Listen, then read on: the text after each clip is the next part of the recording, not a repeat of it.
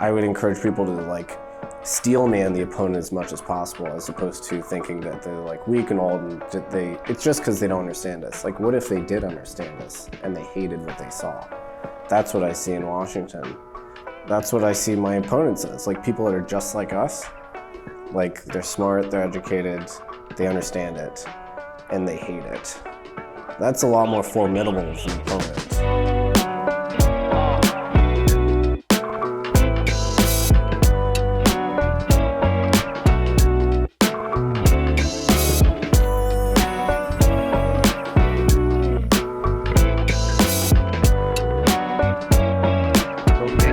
Sounds good.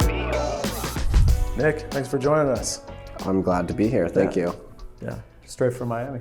Yep, straight in. Beautiful, sunny Miami. Oh, you just got in from abroad, yes? Yeah, I just flew in from Singapore, from Hong Kong actually, but I'm based here, so Yes. it's very convenient that you guys are in town. Yeah. So. Yeah, no, it's great to be here. I wanted to jump straight into some of the stuff you've been writing about with stablecoins.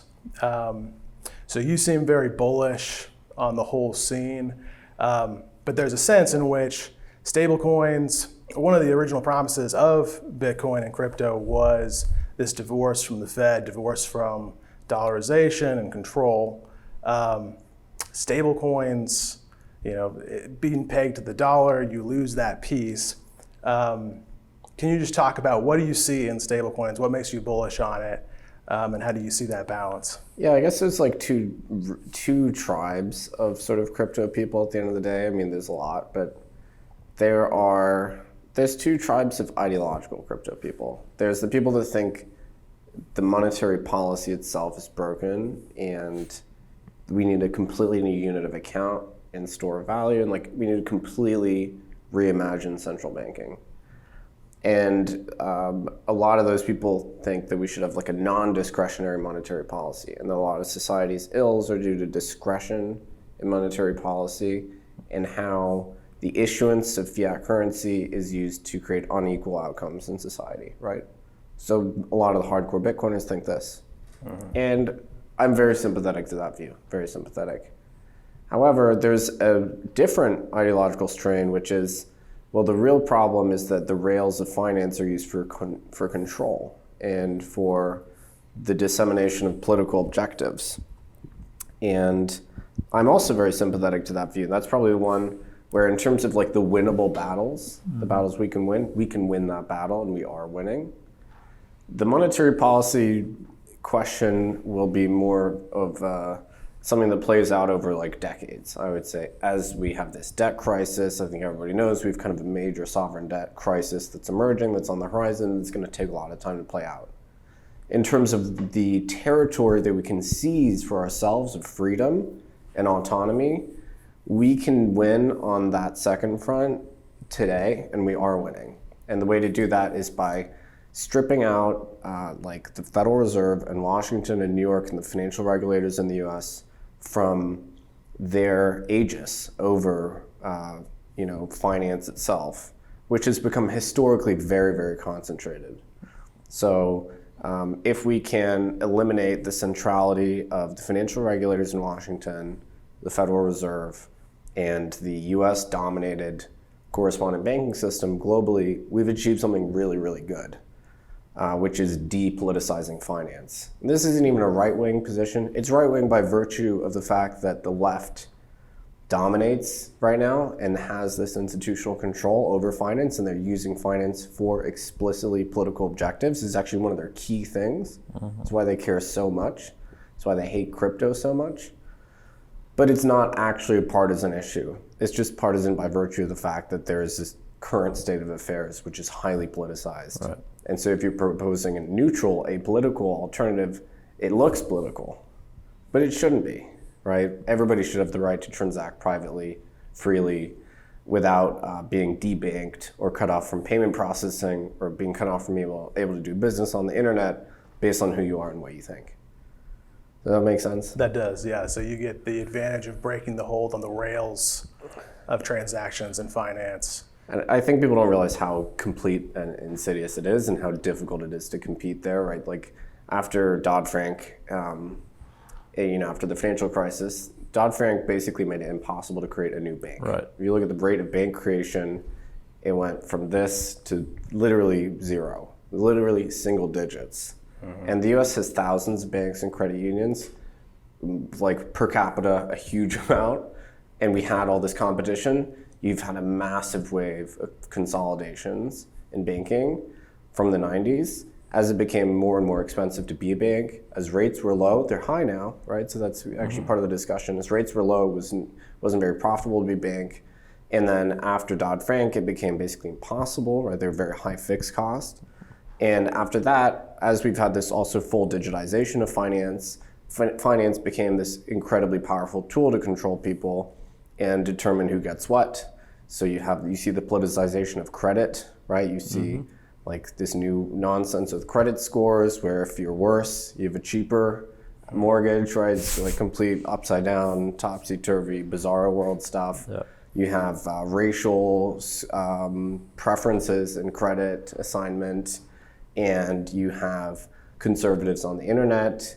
They're not allowed to use payment processors. This was an official Obama administration policy in 2013 through 17 called Operation Choke Point. That was what they actually named it. That was their name. This is the one about it was laundered through the gun industry or firearms manufacturer. Yeah, so the firearms were probably the chief target. Right. The named target was payday lenders, and nobody likes payday lenders. So Okay. that's so that was like Everyone's the like, political yeah, let's cover. go. Yeah, Right. go after these guys. A legal industry. Payday lending is a legal industry, not a very salubrious one. But then there were 30 other industries that were targeted by this, and basically the federal regulators went to the banks. And because the banks have to listen to the federal regulators, because banks are effectively public institutions, right? They're public-private partnerships, technically. They cut off or de-risked basically any payment processors that were serving these industries. And then Trump came into office and it ended. In fact, Trump's head of the OCC, Brian Brooks, passed this rule saying banks have to do fair access. It's called the Fair Access Rule. Day one, Biden administration, I think it was Michael Hsu, the head of the OCC, the successor to Brooks, rolls back the rule. So who rolls back a rule saying banks need to provide fair access to their services? Yeah. Right? What's the motivation there? And almost immediately, but then with intensification in 2023, the Biden admin used the exact same techniques. In fact, the head of the FDIC under Obama, who the FDIC is the entity that provides depository insurance to banks, which they need to operate at the federal level, was the same guy. He was the same guy that was the architect of this plan under Obama. He took a little breather and then came back under Biden.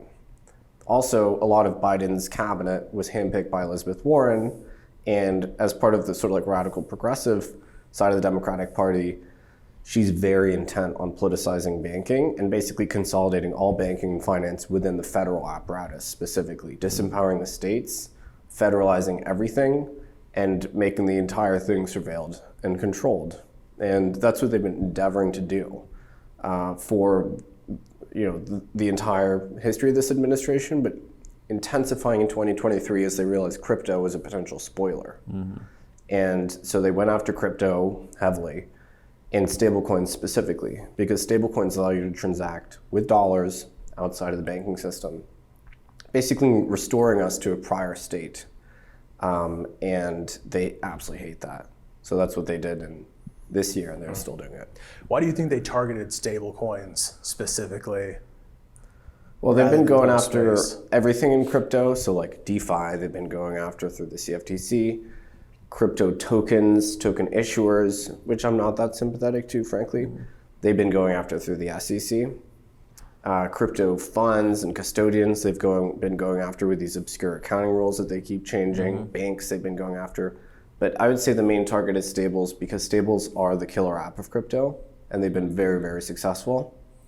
And so they spent the entirety of 2023 harassing that sector and trying to basically destroy it in the US. They didn't really succeed. It's like if you have a water balloon full of water, you squeeze one side of it. It's not that the water goes away, it just goes to the other side. moves. That's exactly what happened. It just went east. The crypto industry just decamped, moved to Dubai, Singapore, Hong Kong is now welcoming. Hong Kong is basically China. China is welcoming the crypto industry. China has a more progressive crypto policy than America does. Right. Do you think China's policies just do the opposite of the U.S.? Are they just trying to flip the advantage and say, if the U.S. isn't investing in this, we will? What do you think is their With the mentality? so I met with the HKMA last week. What they told me was, after Hong Kong had its move from one country, two systems to one country, one system, right? They needed a win to restore the local financial industry to Hong Kong because it used to be a big financial hub. And they saw crypto as a new emerging opportunity, digital assets. And they went to Beijing, they got permission to open up to the crypto industry once again. And a big part of that is stablecoins. So Hong Kong already licensed a US dollar stablecoin called First Digital, which is actually growing really quickly. So it's not that these foreign jurisdictions are creating their own foreign currency stablecoins. They're actually opening up to dollar stablecoins with the understanding that that's what people want. That's 99% of all stablecoins reference the dollar. Yeah.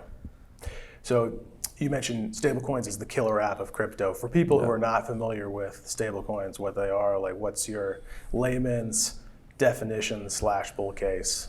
Yeah, sorry, and it's like a skeuomorphic term because the reason we call it a stablecoin is like as a contrast to native crypto assets like Bitcoin and Ether, which are obviously not stable by design. But really, a stablecoin is just a tokenized dollar liability. We shouldn't use the term at all. I tried to rebrand it as crypto dollar, that didn't work. But a stablecoin is actually very, very similar to a dollar that is in your PayPal app on your phone or Venmo. It's basically the exact same thing, right? You are using a fintech, a non-bank entity holds dollar assets in reserve, probably treasuries, and they give you a liability. They give you a claim on a dollar, which you can use to transact within their network. Now, the only difference between that and a stablecoin is that the network upon which you're making a transaction is not a proprietary network, but is a public database, which anybody can read and write from and transact on. So it's a much more open network, and that's a blockchain. So the people get mired down in the jargon. They're like, oh, stablecoin. Stablecoin is the same thing that we've had for a decade in this country, which is a tokenized representation of a dollar backed by a dollar asset held in reserve by some entity. Except the network is decentralized. And so that's the important thing because PayPal only works on a country-by-country basis, like it's all complicated. With a stablecoin, it works globally. Anybody with a blockchain wallet can transact. So that's an incredibly powerful thing. It basically doesn't exist. There's no other like global, open, interoperable financial rails that people can use everywhere. And that's like an immensely important thing. And so it's stablecoins, not fintechs like PayPal or whatever, that are globalizing access to the dollar and seeing a ton of traction in emerging markets where people don't have access to functional currencies, they don't have property rights, and they're embracing tokenized dollars in all across the global south, I would say, particularly Latin America, also Africa, Southeast Asia, Eastern Europe. Those are the hubs of this. Yeah, so even though you still get all the benefits of speed of transaction and the freedom of the payment rails, I can send 100K across the stable coins. I don't have to ask my bank or ask the government to do it. Right. Like, think of the last time you sent a bank wire. Like, you have to like justify your entire existence to the bank. Yep. Here, you can just do it if you provide a valid signature, and publish it to the blockchain.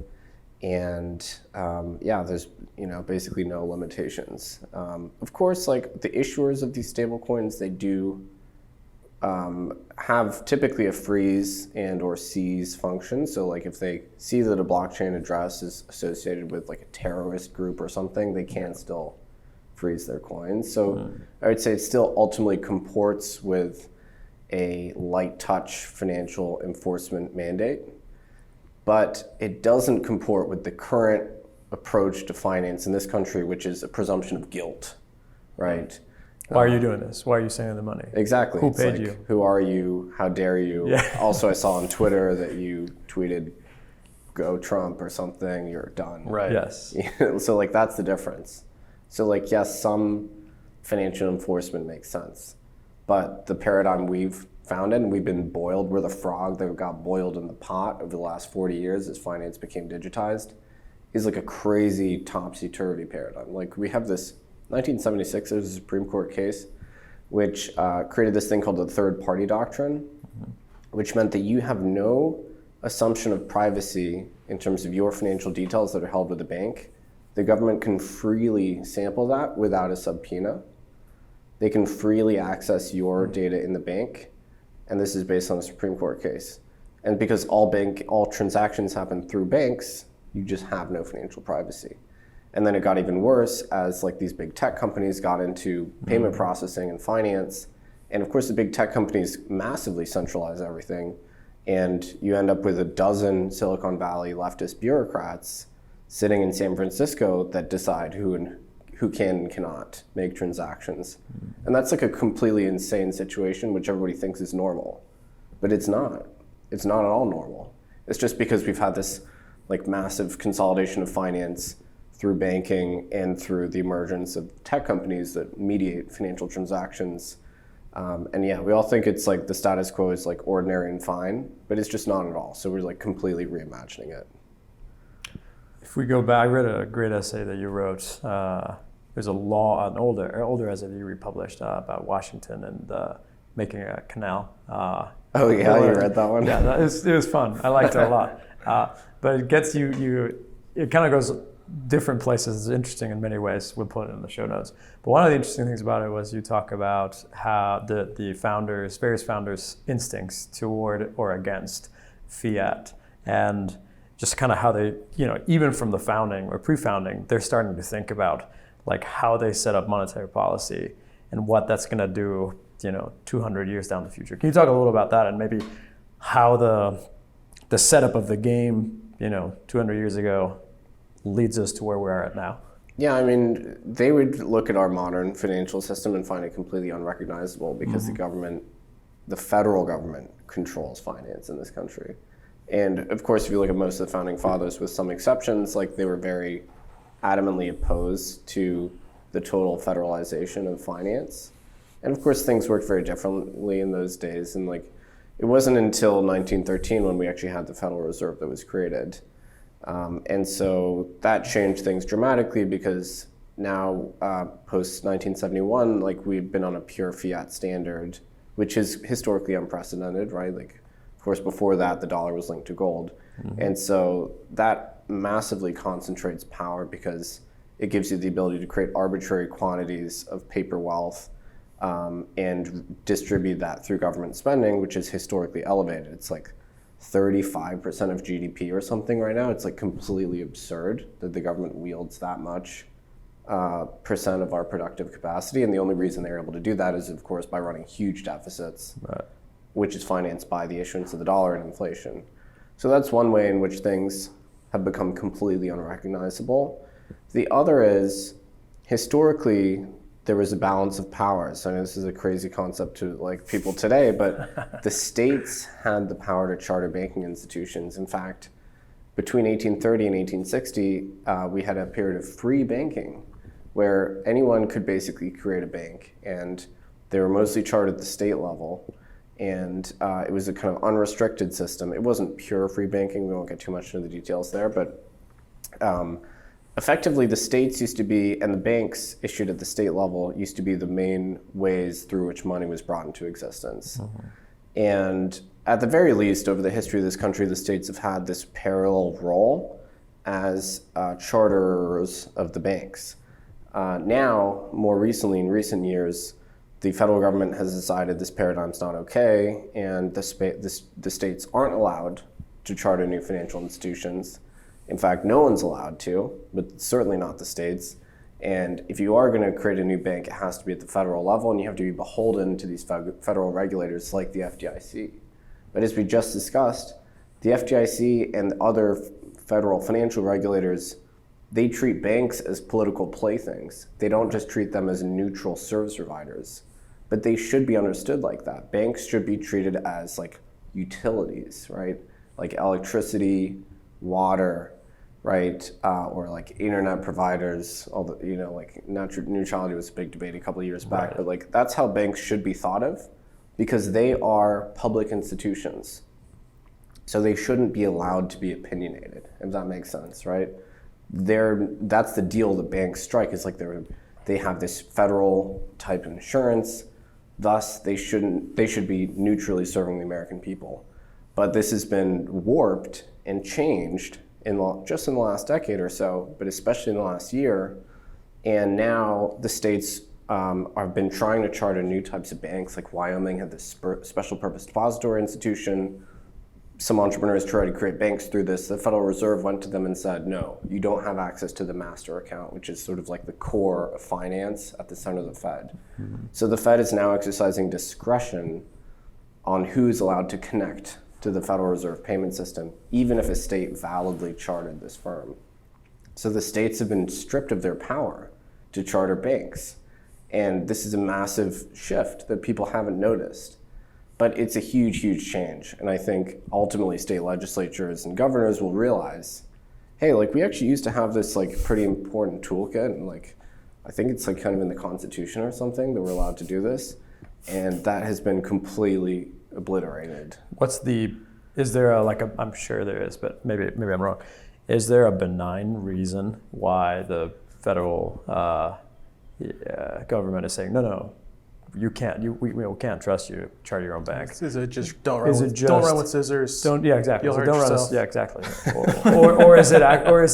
or is it in this case explicitly like, it's a power grab either way. But is it explicitly a power grab, or is there some like wraparound benign reason? Yeah. So the claimed justification for these episodes where the federal government has been using their tools to influence who banks can and cannot do business with, whether it's through these charters or whether it's through the bank regulators like the FDIC, it changes. So like during Operation Choke Point 1.0 under Obama, it was, well, banks shouldn't do business with high reputational risk industries. And so they would give the example of payday lending. It'd be like, look, you as a bank, like you don't want to be affiliated with these guys. Like we've determined that it's a reputationally risky thing to do, which is funny because that was their determination that they came up with.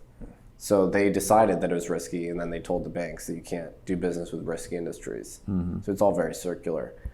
More recently with crypto, this is the target of Operation Choke Point 2.0, they said crypto is a threat to financial stability.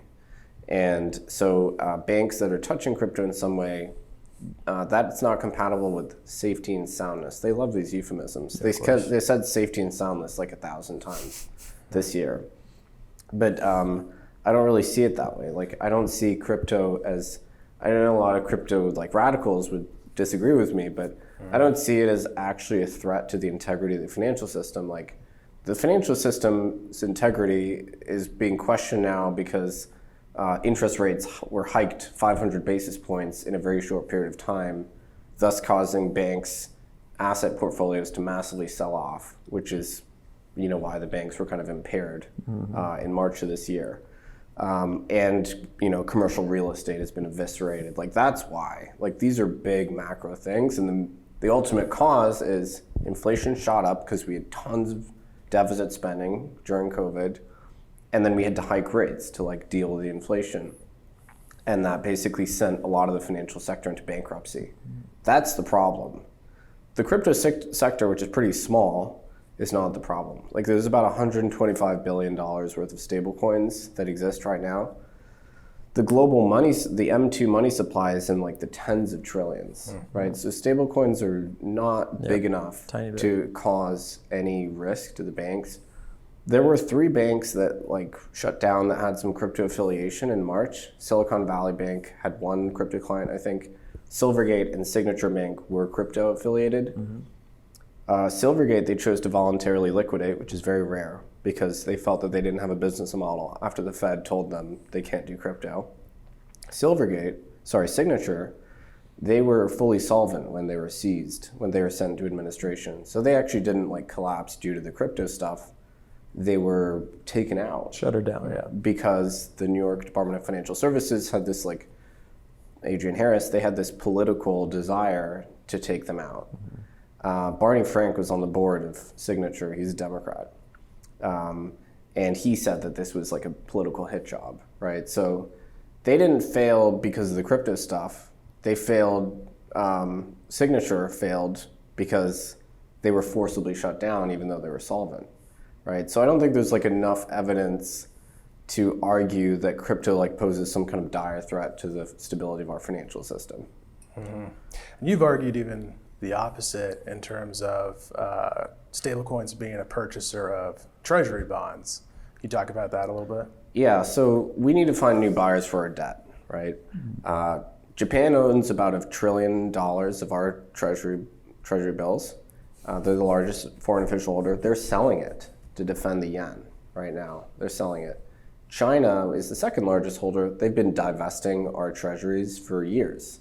For about a decade, they've been trying to sell down their position because they don't want the political exposure where we could do to them what we did to Russia in 2022, which is literally just seize their assets. Yeah.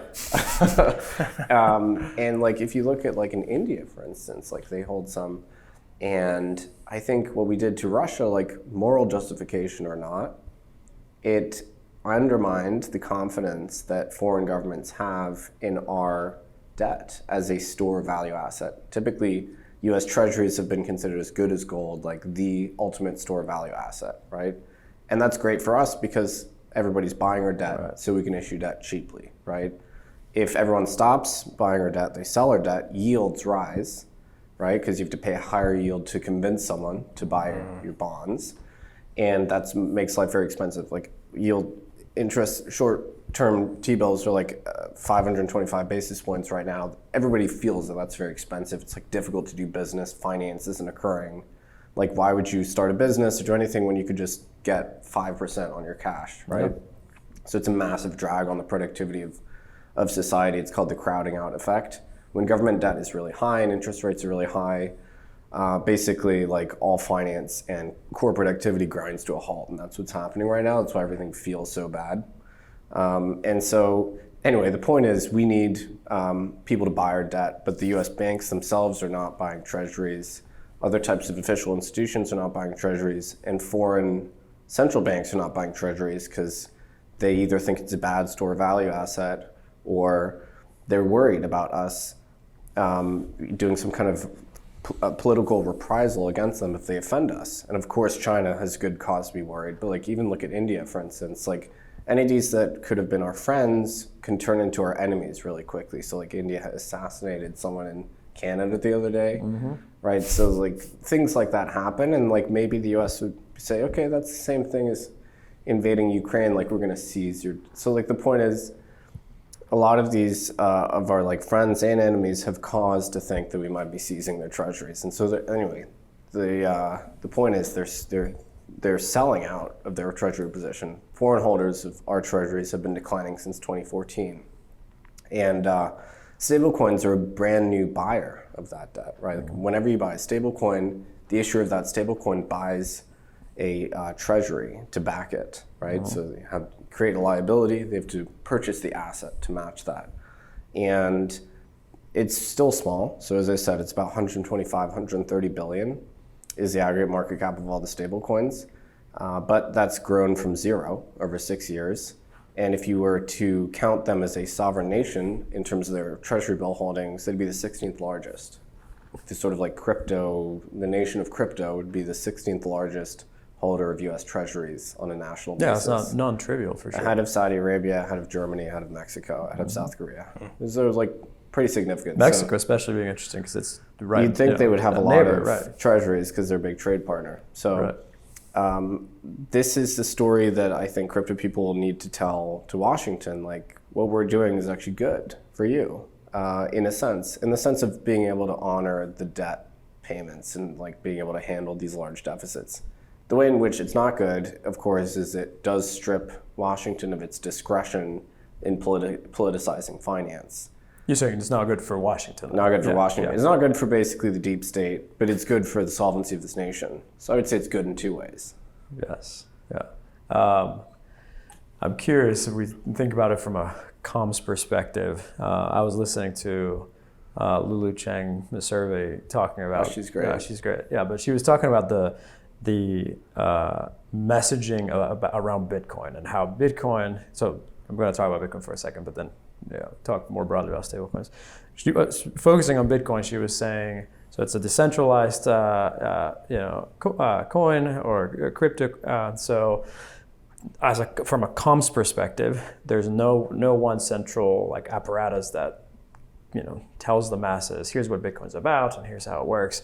Depends on who you follow, and you might get if you follow this person on Twitter, you're going to get this sense about what Bitcoin is and how it works. And if you follow this other person, you're going to get a different promise, maybe an actual promise or some prophetic vision that is against another person that likes Bitcoin.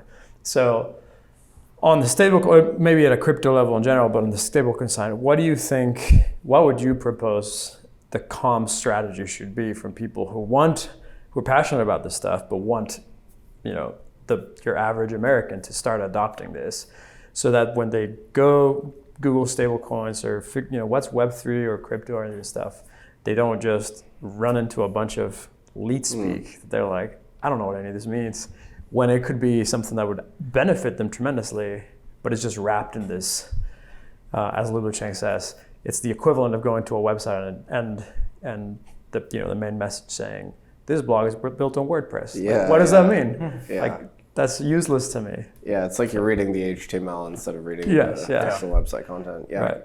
Yeah, that's a great question. I would emphasize not the technological nature of the transaction. Like when we make a bank transfer, we don't care that it's ACH versus FedWire. Right. And we don't know much, or I would like to know less about like SWIFT for international transactions. Like everything I know about payment processing just gives me brain damage. Like I don't want to know about it. I just know that my transaction is fast and settlement is fine when it got there and you didn't get lost. We've been way too over-indexed on like how blockchains work, and like it doesn't really matter. Like there's a small set of people that run these things that, of course, it matters what consensus mechanism they're using. And, things like that. But really what we need to emphasize is what you can do with the technology. Right. And it's actually outside the US where people are really understanding directly, because it changes their lives very meaningfully. If I am a Nigerian and my alternative is the Naira, of course a tokenized US dollar that I can hold in my phone directly, self-custody, not in a bank, makes a huge difference. Certainly, a place like Argentina where there's already a big unofficial dollar economy, but that's kind of like this network of like gray market money changers and like literally moving cash around. Like stablecoins change the game there too. That's why you see massive proliferation of these fintech apps in Latin America, like dozens and dozens that I'm aware of, that are fintech in the front or mobile money or banking as a service in the front, crypto in the back, right? And the end user doesn't even have to know all the intricacies of that. They may not even know that there's any crypto thing at all. Like maybe they can take custody, they can pull the funds out of the app and then take it on their blockchain wallet if they want. They don't strictly need to know that. The important thing is that these dollars are clearing and settling outside of the aegis of the Federal Reserve. That's the important thing, because that institutional technology became moribund. Like it's collapsing ultimately. Like it's becoming less useful for people because it was deputized for politics, right? And so the important thing that we're doing is we're creating an alternative that's free and neutral, apolitical. Apolitical is great for people that want to use dollars. So, if you are in an emerging market somewhere, or you don't have access to reliable banking, or you have access to dollar banking, but the banks are used in this Ponzi-like way to confiscate people's wealth, like Lebanon, like Turkey, for instance, maybe you have access to something that resembles a dollar in the local banking system, but when you go to the bank and you try and pull it out, they won't let you. So you have a claim on a dollar, but it's a very weak claim. And periodically the government uses that to just steal wealth from the population, right? So maybe you have dollar banking, but the banks are not reliable and they're deputized by the government. So in these places, you don't have to explain that, you don't have to pitch this concept to people. They just understand it like, okay, self-custodied digital bearer asset dollar claim that's highly reliable, and you can trade on the local exchange. You can send to your cousin 10,000 miles away, settles instantly, and it's like truly yours. Like you don't have to explain that. The value proposition is clear. In this country, it's more difficult because they're very well served by financial tools. Like if we wanted to go to dinner and split the check between the three of us, there's like 15 ways we could do that. Right. We could do Zelle, we could do Venmo, PayPal, Cash App. We could do like a wire. Like, there's like a trillion ways we could do that. Right. So people are very well served. And of course, they have access to dollars and treasuries by virtue of the fact that we live here. But people don't realize that, as I said, it's like this boiling the frog thing. Our financial privacy has been obliterated over the last 40 years, slowly, progressively. Finance itself and credit has become politicized. And financial rails people have been, they're starting to deprive people of that based on who they are and what they think. So this is happening now. It's just, not everybody realizes this. The realization is not spreading throughout the population evenly. And the people that are being targeted are, they're like more disenfranchised, and it's like if you're a Gab user and you're kicked off from PayPal because of that or whatever, like nobody cares about you. If you're Nick Fuentes and you get kicked out of like your bank relationship, you've been deplatformed everywhere. Also, no one cares about you. Right. So It's a tough combo. The people it's happening to aren't necessarily sympathetic people. Right. That's the thing. So that's why we need like regular folks to suffer this, and they will. Like, of course, things will only get more tyrannical. Like if you have a tool that's very efficient at depriving people from their economic life and their ability to earn a living on the internet, of course, government's going to use it more and more and more. And so like this boiling of the frog will happen. The frog is boiled at this point, I think. But yeah, in the US, like people don't realize this as much. Yeah. Yet at this point, those smaller characters go unseen because there's not a big publicity Who cares push about around Alex it. Jones? Who cares? Yeah, exactly. No one You cares. see things like the Canadian truckers that pop up on people's radars, but by and large, these things we wouldn't know about them. When those dominoes are falling. Well, the problem with the truckers, writ large, I think, is that it happened. I mean, it was both good and bad. It happened because of COVID, and so for half of the population that's against the COVID mandates and against the vaccines and all that stuff, you see the truckers being deplatformed, and you're like, that's crazy, and you're right. We're right to be outraged, but for the other. They endorse this. They endorse it, right? So it They were actually glad to see it happen. furthers the animosity toward anything that may not allow the government to deplatform and debank and Yeah, I mean, disconnect any dissidents. The left in this country supports the politicization of finance because they control politics. Right. The notion of crypto as an apolitical, neutral financial technology is political because the status quo is deeply unequal. Right. It shouldn't be. It's kind of like free speech. Like free speech isn't a left-wing or a right-wing thing. But when the left is in power and they are adamant about censorship regimes, free speech becomes a right-wing concept. But free speech was a left-wing thing under Bush, right? Remember, like leftists in the early 2000s were all in favor of free speech? Yeah. This switch, it's completely contingent. Yeah, Mike Benz talks about how actually freedom of speech was a key thing that was advanced by particularly like foreign policy in the U.S. To try to destabilize, anti-U.S. regimes. So you wanted to go out to these places, Lebanon and Syria and other places, and allow them to have more free speech so that they could topple governments, and then the U.S. could come in. So at a certain point, free speech was even like an objective of the deep state, as it were, like a positive objective. Yeah, and it just shows the cynicism of these people. Like people wonder, like, why Glenn Greenwald or like Matt Taibbi like switch sides. Right. Like they didn't switch sides; they're internally consistent. Yes. It's that the left is so cynical. There's like no ideology there. It's just about power. Yeah. And so right now, it serves them to be highly censorious, to politicize finance, and just to completely reverse themselves from everything that they may have claimed to believe in, or to move from being dovish on foreign policy to hawkish, right? Like, why does the left look like neocons now? Yeah. Right? Like, where was the anti-war left in the early 2000s, right? It's completely self-serving. There's no stable ideology there. And so if you have an actual internally consistent ideology, like you'll maybe whipsaw, like you'll be described as a liberal one day, as a conservative the other day. But the only thing, that's just because everything else around you is changing, but you're internally consistent. So for me, like, yeah, being pro free speech and pro financial freedom, that has me branded like some kind of a dissident.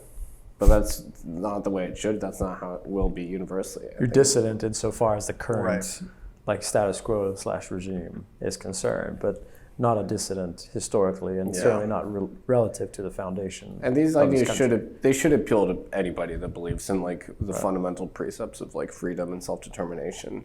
But a lot of people just like subsume their interest to like whatever the regime wants at that point in time. I will say one thing on the truckers though.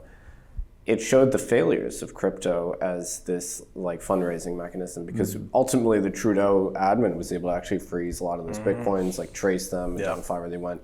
To me, that was a clarion moment where I realized we need to double down and we need to improve the technology here.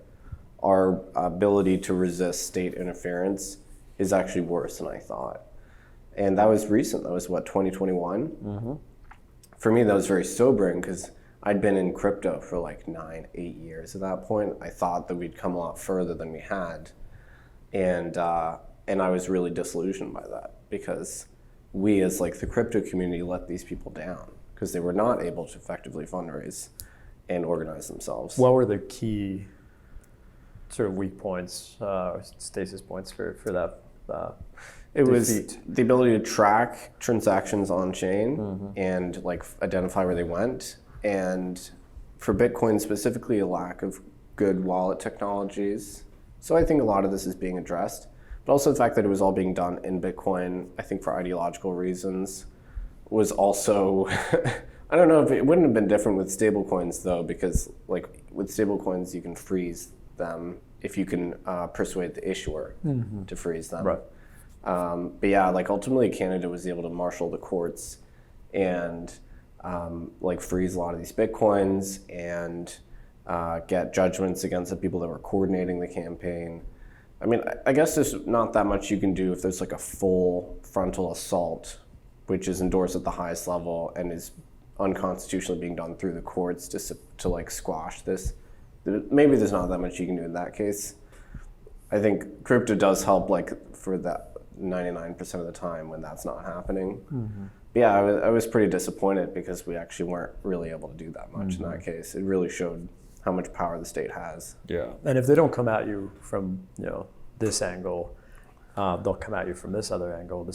So, but it was useful because it showed that a like liberal government, like the Trudeau administration, a liberal Western government, will literally seize your funds if they disagree with a peaceful protest. Right. And I think it just showed the insanity and I think the weakness of that position, of the like pro-COVID, pro-lockdown authoritarian position, because it became very apparent, I think, to onlookers globally how insecure they were. That they were so troubled by this, that they went to this like CCP-like policy of freezing all your money. Yeah, that was pretty wild. Yeah. What do you think is the potential outcomes of so with Operation Choke Point 2.0, like things have gotten a lot more intense in the last year or so. This is going back to the politicization of the whole space. Leaders in the space like Ryan Selkis and others are now like tweeting like against the administration, and they've gotten more explicitly political. Even Balaji used to be, in my mind, just... He was like a tech guy. Exactly. And then like slowly started to be like, network state, this is interesting. Now Balaji's full on like blue-red. His last thread was just straight. He's mentioning BLM, COVID, things like, I couldn't have imagined him, not because, just publicly said, like it's not part of his message. But now, Yeah, so that's become a major component, but where do you see... what potential outcomes do you see for the next year or so in terms of the regulatory environment and that whole situation? It's so interesting. It's hard to forecast, of course. Depends on the outcome of the presidential election for sure, which I'm not optimistic about. Also depends if we get like Congress red, presidency blue, which I could see. But what's happening right now is the courts are the line of defense for civil liberties, like real civil liberties. and financial privacy and neutrality. So the courts have been slamming the Biden admin with a lot of what their over-expansive administrators, like bureaucrats, have been doing. So the SEC, like normally they don't lose in court. They've been losing in court. I think if any of these decisions about like stablecoins, crypto go to the Supreme Court will side with the industry, depending on the case, of course, and not with the administrative state. So the courts, the fact that we have a conservative Supreme Court is highly protective of liberty in this country. It just takes a very long time for this to play out. But I've been really impressed to see the judicial system, which in some other ways has been deputized into this anarcho-tyranny thing with other cases that don't pertain to technology or finance. Like parts of it obviously are failing, but the courts overall have really impressed me. So that is one way in which we can restrain the administrative agencies here. The other thing that's happening is just this like interstate competition for the capital and entrepreneurs in this environment. So regulators have reacted overseas. They've reacted to the US. They see an opportunity. I've literally been talking to them and they tell me like, yeah, we saw the US crackdown, so we want to attract these people. The crypto industry is highly mobile. It's generally very well capitalized. And these people are digital nomads. I mean, like a lot of crypto people are digital nomads. So they will evaluate the array of regulatory options for them. And people think this notion of like being an untethered person and being able to pick where you want to live, like hasn't worked because people haven't been able to, they haven't been willing, they haven't been ideologically committed to a cause such that they were willing to uproot themselves and go live somewhere else. But in the case of the crypto industry, the conditions are such that people do this analysis. So right now, everybody's evaluating like, is Singapore where I want to go? Is Hong Kong where I want to go? Is Zurich where I want to go? Is it the EU? Is it Lisbon? Like a lot of people are there right now. Is it Bali? So there's like this interstate competition that's developing where pretty much everyone else has realized that America is screwing up and is decentralizing themselves as the center of global capital markets, and that there's this huge abundance, there's like $1 trillion of crypto wealth sloshing around, right? There's this abundance of capital, entrepreneurship, technology, which could come to your borders. And you're gonna see even more nation states do this. So we saw like El Salvador is making a play, right? Very loud and explicit one. Like you'll see other smaller nations doing this, creating like special crypto economic zones. And then someone will capture a lot of that. I think it'll also scare Washington, and they'll realize, oh my God, so like, hang on, the CCP in China is like attracting our talent. Like people are going to like moving to Hong Kong. Like what's going on here? Like is Hong Kong more progressive than us? Like what is that? And so if people move to London or to Berlin or to Singapore or Hong Kong or Bermuda or whatever, and they just leave the US, I think Washington will react and realize that they kind of screwed up here. But also that's me ascribing them the ability to reason and have common sense, which might be like way too optimistic. So maybe they'll just continue down this path, and maybe we will have a nuclear chill in this country for 6 years or however long it takes for the entire crypto space. That's possible. But the good news is that there's other states that want to welcome these people. Are there any particular countries that you think are doing a better job of leading the charge in moving this, and how are they doing it? So like how are they attracting? I'm curious about the messaging part. Yeah, I mean, the messaging is basically passing specific regulation that allows crypto to exist and function. Like in the US, it's de facto, I would say de jure. Is de jure illegal to do crypto stuff in America? That's just, if you want to do DeFi in America, the CFTC will come after you and say that you're running an unregulated derivative exchange. If you want to do a token, the SEC will come after you. There's just a big campaign against these people here. So the number one thing these places are doing is passing stable regulations such that there are clear rules of the road. So it's not like everything is permitted or everything is banned. It's you can operate in our framework and here is the framework. In the US, they've been completely unwilling to pass any kind of law. There's no crypto legislation that's ever been passed in this country. The SEC loves the ambiguity because like what they don't want is clear rules of the road that allow people to operate compliantly, with the ambiguity, you can allege that everything is uncompliant. So yeah, that's basically what's happening is mostly regulation. The other thing is like, is this a stable, functional jurisdiction with property rights? Obviously not all of them are. Is it a safe place? Is it like a decent place to live? So by that rubric, I would say the EU is promising, but I'm still a little skeptical. London could become a hub. They have a faded glory type thing. They need to win again. They've been just taking L's for 100 years now. So Singapore impressed me greatly. Hong Kong, I'm still skeptical of, and then there's some other more niche places like Bermuda is doing really well. Well, Singapore also has the. I've never been to Singapore, but from friends who have been and are well connected there, it also has the advantage of not being a place where criminals just run rampant around the country. True. Yeah. I mean, that's part of it. Like I flew back. You can go build there, and you also won't have your car breaking into. Place. Unlike San Francisco, where you might try to build a crypto company. Have the SEC or somebody come after you, and your car and your house will get broken into every day. So think about it. In San Francisco, crime is legal, right? Misdemeanors and stealing things, like breaking into that's legal. That's permitted and like effectively endorsed by the state. And then doing crypto transactions is illegal. So like if you're a white collar, like ordinary person, they're like doing transactions on a blockchain that's illegal. If you are some kind of reprobate smashing windows, that is completely legal. So it's a narco tyranny. Yeah. And it just doesn't work. And it's amazing to me that anybody lives in San Francisco. Like I'm astonished by that. Yeah. Like I actively, like people try and get me to go to SF for like meetings and stuff. I just don't do it. Yeah. Not that I'm scared. I just don't want to expose myself to that. Why would I? And if something bad happens to me, I don't have any. The DAs will like hamstring me. Like you don't have the courts there either. The courts will not side with you if there's like a self-defense situation or something. So that's you need like a legal basis to operate. Yeah, yeah. Do you see any? Are there any cities or states in the U.S. where your reaction is the opposite of like I will never go to San Francisco? So, I mean, you're legally in Miami, but any other cities where you're at least for now?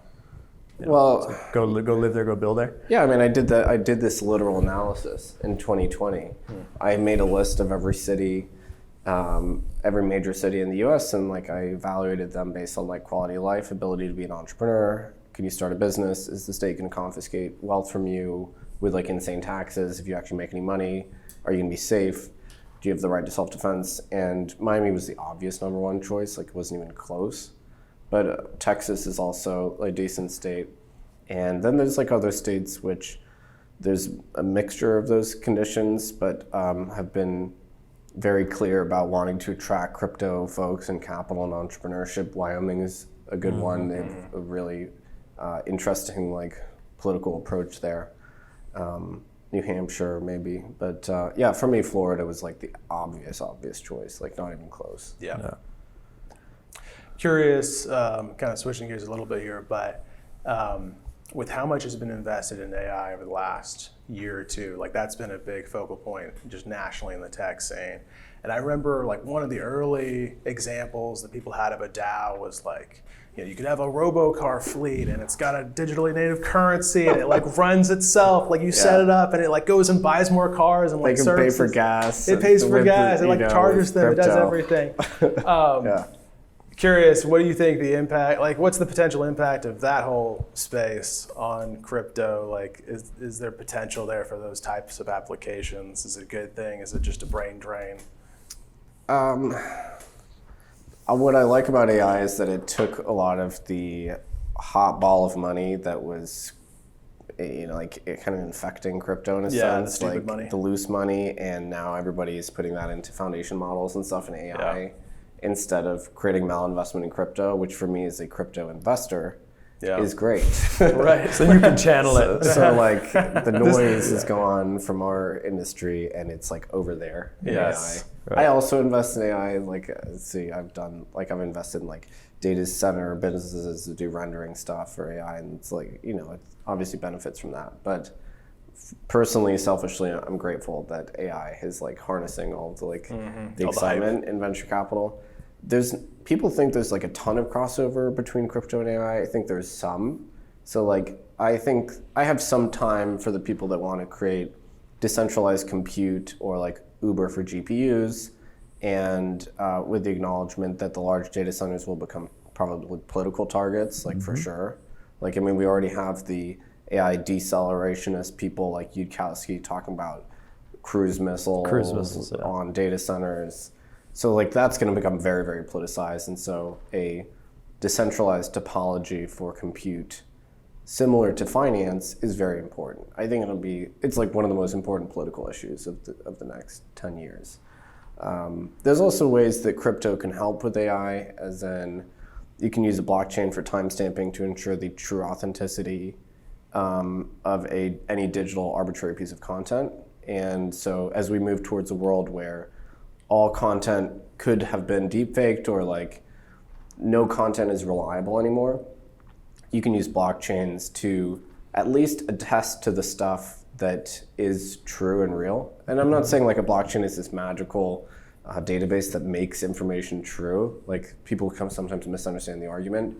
I'm saying probably in a year's time, when you take a selfie with your iPhone, there'll be an optional ability to toggle biometric verification, create a signature, hash all the information, and put it on some blockchain such that we know that this photo was taken at this specific point in time by this device, create a chain of custody for that photo, such that you could prove at a later point that was authentic and real and I took it at that point. Or the flip side, if somebody publishes a photo and says, I saw Nick doing X, so you're like, show me the custody chain, and it doesn't exist. It's so exactly. So you can't prove that something is fake. Like AI will become more sophisticated, already is. Like you could, based on I've created like hundreds of hours of footage of myself, like just on podcasts and stuff like that, right? So my entire voice and visual identity is in the public domain. You could train a model, you can create something depicting me doing literally anything you wanted, right?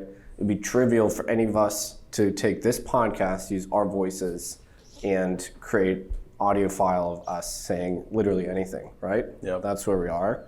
So you can't prove that anything is fake. There's no way. There's no like watermark in AI generated content, and you won't be able to enforce this because there's open source models, right? So there's no way to prove something is fake, but you can prove something is real. So via negativa, you can prove that something is fake. So crypto helps there. So there's an adjacency there. This doesn't exist yet, but like what I actually think is going to happen is you'll have people like strapping GoPros to their heads, and obviously it won't look like that, and creating a permanent record of everything they do and say. And on-chain. And they'll hash it periodically, and every hour they'll upload a hash to the blockchain. Yeah. So they're not publishing this, but you'll have the option to selectively publish it. If someone says, hey, last Tuesday I saw you at the strip club, you'd be like, well, that's not true, because like here's like the hash that I published on the blockchain. Bible study. And then this hash corresponds to this video file, and I was reading the Bible. That's right. That's right. I mean, the alternative though is that just like online visual and audio, the value goes to zero, or the perceived credibility. Right now we default to truth of what we see, or we did default to truth. Yes. Like if I see a visual item, it's true, and very rapidly we're defaulting to false. Yeah, if I see something online, it's so generated. I think we're in a transitional doubt. We're in the middle phase right now. We're in the interregnum, the credibility interregnum. Previously, it was costly to create fake content, right? It's expensive. Now it's free. And then, okay, where do we go from here? We go into a world where everybody signs everything that they produce. Right. So we go back to the credibility realm. It's just that we have to use cryptographic tools to do that. So I think I'm not like demoralized by this, like, oh, everything's gonna be fake, nothing online is gonna be real anymore. We're just gonna have to take more responsibility for the stuff that's real by being very proactive. Yeah, I'm excited about it. I mean, I think it's gonna be cool. Like we do a podcast like this, maybe we all bring our key or something cool that we sign the podcast and we say, this is an authentic production, it's on chain, like it's hashed. Nick was here, Josh was here, Santiago was here. And so like this is like a real thing. Like you see, I talked to a startup recently, like the news, they love to change the contents in news articles after the fact. If they get criticism, they can pretend they never said it. New York Times loves to do this, right? Previously, newspapers couldn't do that because they would print the news and then it'd be on the newspaper. So we thought newspapers, like if someone's like kidnapped or whatever, you know the newspaper is real, it says the date, right? That's right. So that was the prior era. Now the news is mutable. The press will gaslight you and say they didn't write this article, they change it, like they get criticism, pushback, they change it in real time. They're constantly editing this stuff. Future state, the news publications that do well will be the ones that commit to the text, right? They do a hash of the text and they like publish it, and then they won't be able to lie to us. Maybe the New York Times will keep lying. For sure. In fact, they're definitely going to keep lying. But the competitor to the New York Times, the Bitcoin Times or whatever, you know, it competes and exists in the future. They will understand that like people value credibility and not lying to your readers and things like that. And so like we move into the new world where like content is signed and attested to, and blockchains are a big part of that. Yeah. Yeah.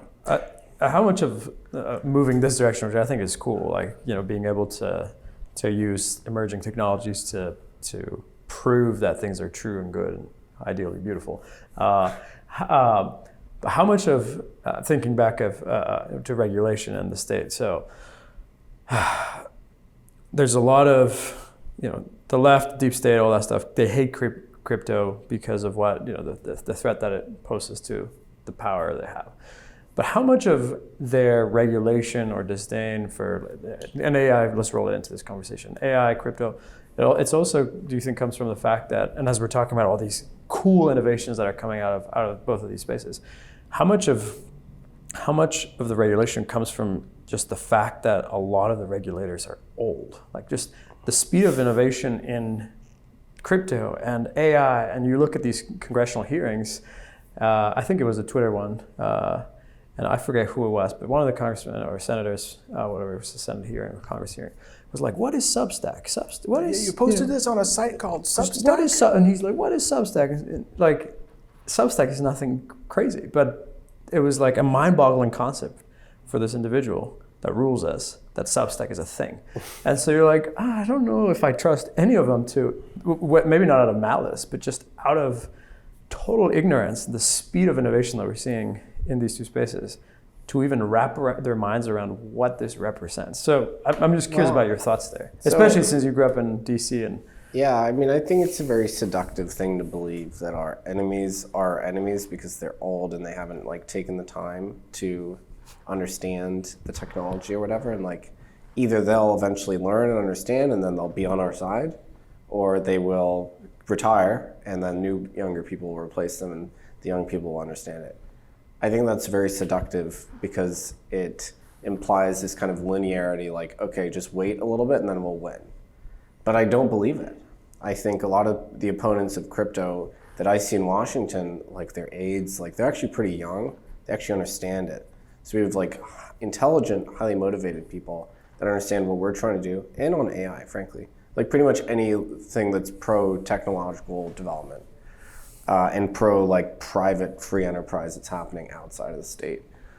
Young people, highly motivated. I see this with crypto for sure. Highly motivated people that just fundamentally ideologically disagree with what we're trying to do, and they're not going anywhere, right? So I think I would encourage people to like steel man the opponent as much as possible, as opposed to thinking that they're like weak and old and it's just because they don't understand us. Like, what if they did understand us and they hated what they saw?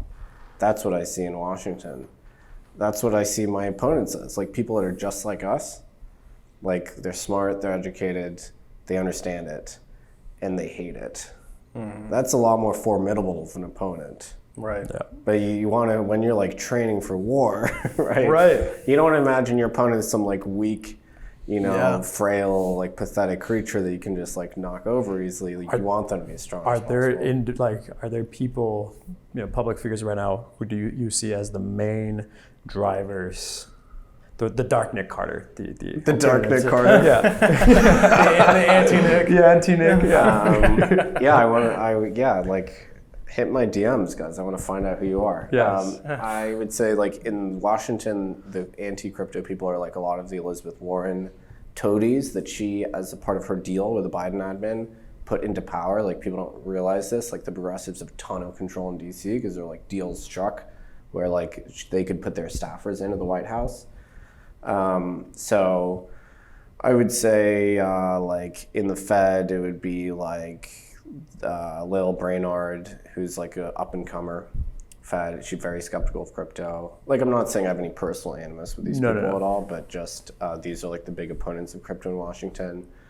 In the FDIC, I would say it's leadership. In the White House, I would say it's like Bharat Ramamurthy, who's Elizabeth Warren plant in the National Economic Council. I think he's still there. I would say it's like people like Adrian Harris and New York DFS, who's top regulator in the state of New York. And again, like, you know, they don't know any of these people personally. Maybe they're fine, but they're certainly like the chief architects of like the crypto crackdown that we see in Washington, and Elizabeth Warren herself.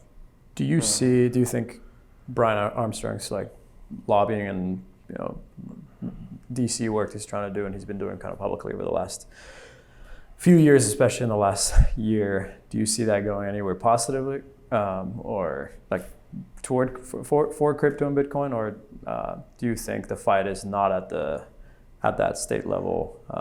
Coinbase has been one of the greatest forces for liberty just by virtue of the fact that they created a great exchange and they didn't lose anyone's money, which you might think is should be trivial and easy and like table stakes, but as it turns out, no. It turns out it's very hard. But they did. We don't have any experience with this, right?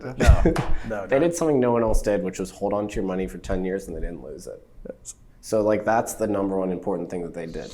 Their political strategy, as much as I love the Coinbase team, which I do, I like really like these people and I support them, I don't think their political strategy is good. Mm-hmm. They're trying to do the Uber thing where Uber would like put messages in the app and be like, call your local councilman and tell them that you want Uber here. And that worked because people love Uber and it's so indispensable to their lives, they can't imagine their lives without it. Like I would literally do that if Uber asked me, because Uber is so useful to me. Like you go to a foreign city, how do you get around? You're gonna get scammed by a taxi driver, or you're gonna just like get an Uber, you know exactly what to expect. Coinbase isn't like that though, because people have a lot of crypto exchanges they can use. Well, people aren't as that hardcore about like buying and selling crypto. Like that is probably something they could imagine their lives without, right? Because that was just like 5 years ago, no one did it, right? So I don't think that their strategy of trying to galvanize people to get active and call their congressman is gonna work. I think we have better arguments to use than pure numbers, than pure democracy to push our agenda in Washington. So yeah, I don't know. I haven't been impressed by their political strategy specifically. They should just do their, like what Brian Armstrong did, the number one most important thing he ever did was be like, Coinbase is not a company that will be deputized by its woke employees. Yeah. That was one of the most brave things I've ever seen a major corporate CEO do. And then a ton of other people after that did that, right? We are not going to let a mutiny happen internally where the woke rank and file 20-something employees with the septum piercing can commandeer the strategy of this company. Like, I run a couple businesses, right? If my employees did that, they would be fired absolutely instantly, no question. But those are smaller companies, so not very important. Coinbase is big. The fact that he did that, that changed the whole like terrain in Silicon Valley, because that's a big part of the reason why like Google and Facebook are the way that they are, because their employees, the human capital there is indispensable to them, and they let them control the like corporate strategy. So that all started to change after Brian Armstrong. That was a very brave thing. Very impactful. What are you focused on right now? So with your businesses, with your writing, what are you focused on right now over the next few months here? Well, I've been trying to, I think crypto kind of needs a rebrand a little bit. Like NFTs are pretty much, they're not dead forever, but they're really in the gutter. Well, you don't think Trump's NFT is going to be the next hot thing? I actually really like the concept of an NFT and like the financial infrastructure that exists around it, but the first 1.0 version of NFTs was just like images of like whatever, like cartoon generated. Like, come on, like right. That sucks. Like create art, create something interesting, guys. Yeah. Like create something that has some utility. So like they'll be back in different form. But yeah, like crypto is totally in the gutter. So I think we need to remind people what it's actually good for. And it's not really just about speculation. Okay, sure, it's a 24/7 global casino, that's fine. But that's not really what it's for. That's not what it's good for.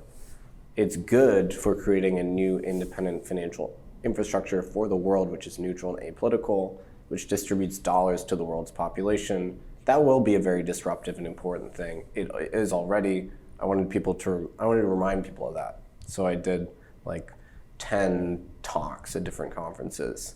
And if you look at the data, it's very clear this is happening. So I wanted to share that data with people. So that's kind of my number one priority at the moment. Also being active politically, because I think the 2024 election is very important and could potentially permanently chill crypto activity in the US, which I think would be bad. Even if you don't like crypto, it would still be bad. And then aside from that, I make investments. So I'm running my fund. We have 4 partners, and we invest in startups at the seed and Series A stage. So I have the luxury of being able to invest in something I really believe in. It's not just like B2B SaaS or like some new consumer app. Like I couldn't be a VC if that's what I had to do every day. Mm-hmm.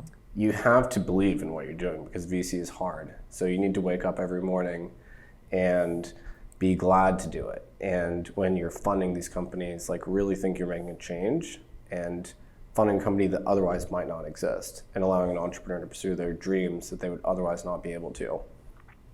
I couldn't do that if I was just funding like, VCs like to back like new kind of like coffee shops. Like how is Blue Bottle Coffee a venture-backed business? How? Why is venture capitalist backing a coffee company? So like if it was B2B SaaS, I couldn't do it. Yes. But because I tend to believe in like stitching together this financial infrastructure for crypto, which is a new independent financial infrastructure that is better than the kind of like current failing, highly politicized one, that excites me. So that's obviously what I spend all my time doing. Yeah. Cool. So as we wrap up here, black pill question and white pill question. If you had to give like a black pill take, what's worse right now in the space than most people realize? In crypto? Currently, just in crypto. Yeah. Period.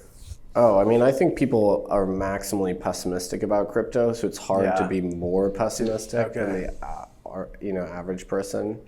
Do you think the bull run during COVID and then the subsequent decline has something to do with this? Just for the general public. Yeah, I mean, sentiment is just a function of price. Right. But yeah, like I, by virtue of what I do for a living, am more optimistic about crypto by design. I have to be. Like you couldn't be an allocator if you weren't. Right. Maybe if I was a short seller or something. Yeah. Yeah. So flip side of that, like is there a side of it that most people don't realize? There's hidden optimism in a certain piece that you see. Yeah, I mean, that's like I think stablecoins are the killer app that's already clear. I think they're going to completely change the topology of global finance. I think because the dollar is being globalized by public blockchains in a way that wasn't possible before, it will forcibly dollarize a lot of economies that have weak local currencies, and you'll see crypto dollarization happen. So it'll become geopolitically very significant in the next 5 years. Mm-hmm. So I do think a lot of sovereign currencies are going to zero over the next couple decades, but the dollar will be the last one. Maybe it won't. Maybe the dollar will make it. No. The dollar is the least worst of them because it has a dominant liquidity network effect, and now that blockchains exist, you can disseminate this stuff without the government's ability to stop it.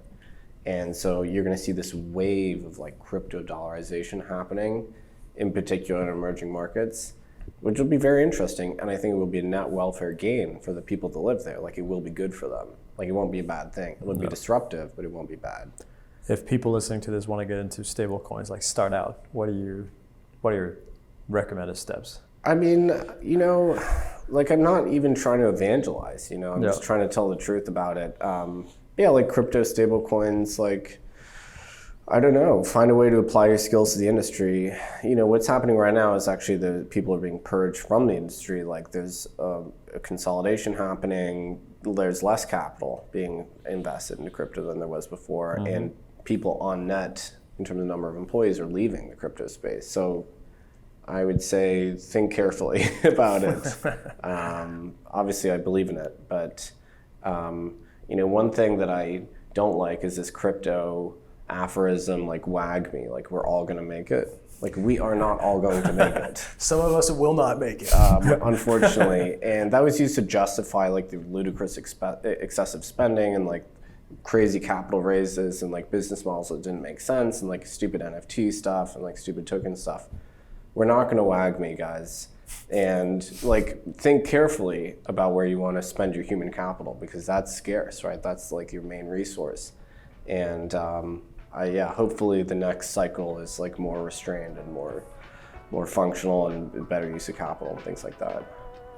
All right, we'll wrap it up there. Nick, thanks for joining us. Thanks guys. This is great.